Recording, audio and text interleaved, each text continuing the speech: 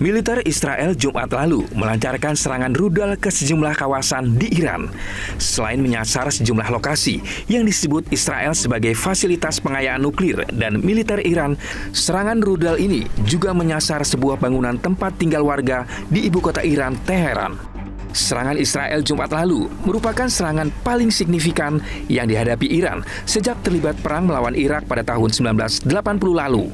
Akibat serangan hari Jumat, pemimpin paramiliter Garda Revolusi Iran, Jenderal Hussein Salami, dilaporkan tewas. Sejumlah ilmuwan yang bekerja di fasilitas pengayaan nuklir Iran diyakini juga tewas akibat serangan Israel kali ini. Sebuah pesawat penumpang milik Air India Kamis lalu jatuh setelah beberapa menit lepas landas dari Bandara Ahmedabad menuju Bandara Gatwick, London. Pesawat Boeing 787 yang membawa 232 penumpang dan 12 awak pesawat ini jatuh di wilayah Megani Nagar. Kecelakaan ini menewaskan 241 penumpang dan awak, serta sejumlah orang di darat. Seorang penumpang berkewarganegaraan Britania dilaporkan menjadi satu-satunya penumpang yang selamat dalam kecelakaan ini.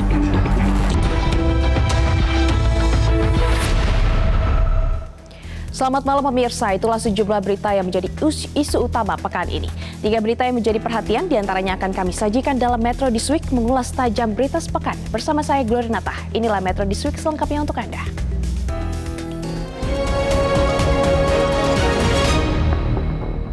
Pemirsa, Polri tengah mendalami potensi pidana dalam aktivitas pertambangan di Kabupaten Raja Ampat, Papua Barat Daya setelah izin 4 perusahaan tambang di wilayah itu dicabut pemerintah. Namun Menteri SDM Bahlil Lahadalia berpendapat masalah kerusakan alam di Raja Ampat cukup diselesaikan secara adat.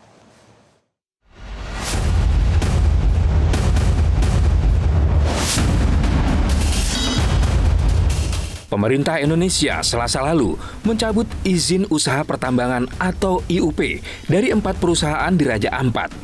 4 perusahaan yang IUP-nya dicabut adalah PT Anugrah Surya Pratama, PT Mulya Raimon Perkasa, PT KW Sejahtera Mining, dan PT Nurham. Saat ini hanya PT GAG Nikel yang tetap diizinkan melakukan aktivitas pertambangan di Raja Ampat. Kemarin, Bapak Presiden memimpin rapat terbatas, salah satunya membahas tentang izin usaha pertambangan di Kabupaten Raja Ampat ini, dan atas petunjuk Bapak Presiden, beliau memutuskan bahwa pemerintah akan mencabut izin usaha pertambangan untuk 4 perusahaan.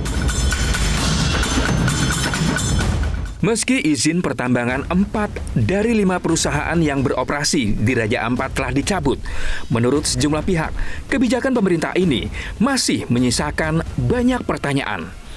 Salah satunya terkait dampak aktivitas pertambangan di Raja Ampat terhadap lingkungan di kawasan tersebut. Menurut Greenpeace Indonesia, pihaknya menemukan 13 dari 16 izin tambang nikel aktif di Raja Ampat berada di kawasan Geopark yang semestinya terlarang bagi aktivitas pertambangan. Greenpeace juga mengungkap ada sejumlah tokoh nasional berada di balik perusahaan tambang nikel di Raja Ampat. Salah satu namanya adalah Sabtono Aji, atau dia komisaris, duduk di komisaris di GAG Nikel, dan dia merupakan staf khusus Kepala BIN. Jadi di sini akan ada terjadi konflik kepentingan. Yang kedua adalah Ahmad Fahrul Rozi. Dia adalah komisaris di PT GAG dan dia adalah pembina di PBNU. Dan kita ketahui, kita pernah bahkan masyarakat publik juga pernah dihebohkan dengan ormas yang mendapatkan izin-izin tambang. Nah, yang perlu diketahui, yang dicabut itu adalah 4 izin yang berada di dalam wilayah Geopark yang aktif ya. Selain itu, ada 3 izin tambahan yang sedang diusahakan untuk aktif kembali lewat upaya pengadilan. Jadi sebenarnya proses-proses izin-izin yang sempat tidak aktif tadi itu sedang melakukan gugatan dan sangat potensial untuk kembali aktif ketika mereka menang di pengadilan. Terkait pencabutan izin pertambangan 4 perusahaan di Raja Ampat, Uskup Timika Monsinyur Bernardus Bovitwos Baru mendesak semua izin tambang di wilayah ini dicabut. Putra asli Maibrat, Sorong, Papua Barat Daya tersebut juga menilai pemerintah tebang pilih dalam mencabut izin pertambangan yang merusak lingkungan. Dilihat itu adalah ada skenario saja jadinya untuk menunjukkan kepada publik bahwa pemerintah sudah mulai cabut ini dan ini. Tapi mempertahankan yang lain itu berarti belum tulus. Pemerintah belum tulus dan belum legowo untuk menarik semua izin-izin. Jadi sebaiknya juga harus ditarik dan semua tutup supaya Raja Ampat itu tetap menjadi idola seluruh dunia.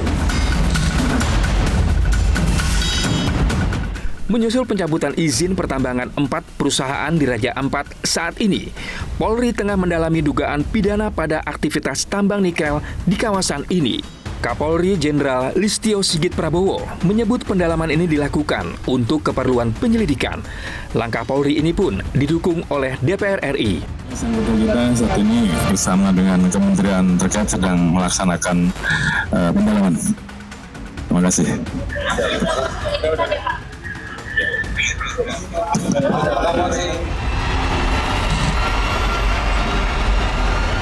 Merespon rencana Polri mengusut unsur pidana pada aktivitas tambang di Raja Ampat, Menteri SDM Bahlil Lahadalia mengatakan, masalah tambang nikel di Raja Ampat yang merusak alam dapat diselesaikan secara adat Papua. Untuk agar bagaimana caranya bisa kita selesaikan secara adat Papua, ya. Karena kemarin kan sudah kita tim sudah turun, sudah mengecek. Saya pikir ini adalah bagian daripada respon pemerintah terhadap pikiran baik masyarakat dan juga pemerintah memang sudah melakukan ini sejak bulan Januari. Menurut sejumlah pihak, pencabutan izin tambang bisa menjadi pintu masuk pengusutan dugaan adanya kasus pidana dalam aktivitas pertambangan. Pakar hukum pidana Abdul Fikar Hajar mengatakan, unsur pidana bisa diusut jika kegiatan pertambangan terbukti merusak lingkungan.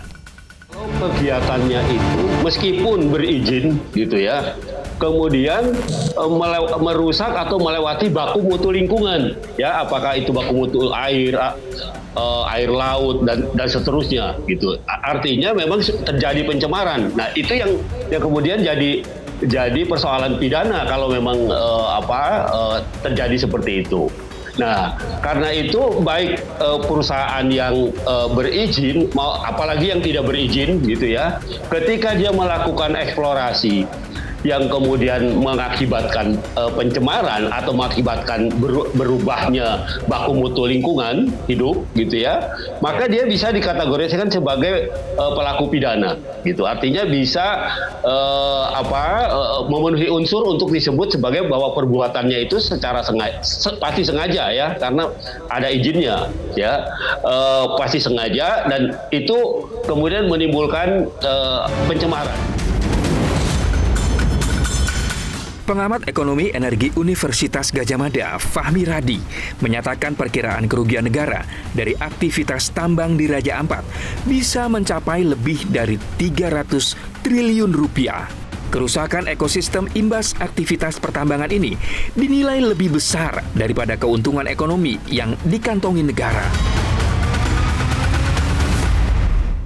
Pemirsa, tetaplah bersama kami. Usai jeda kami akan segera kembali dengan informasi diantaranya meski Kemendagri menyatakan 4 pulau di Aceh singkil sebagai bagian dari Provinsi Sumatera Utara. Pemprov dan DPD Aceh kukuh meyakini keempat pulau itu masuk teritori Aceh. Informasinya sesaat lagi.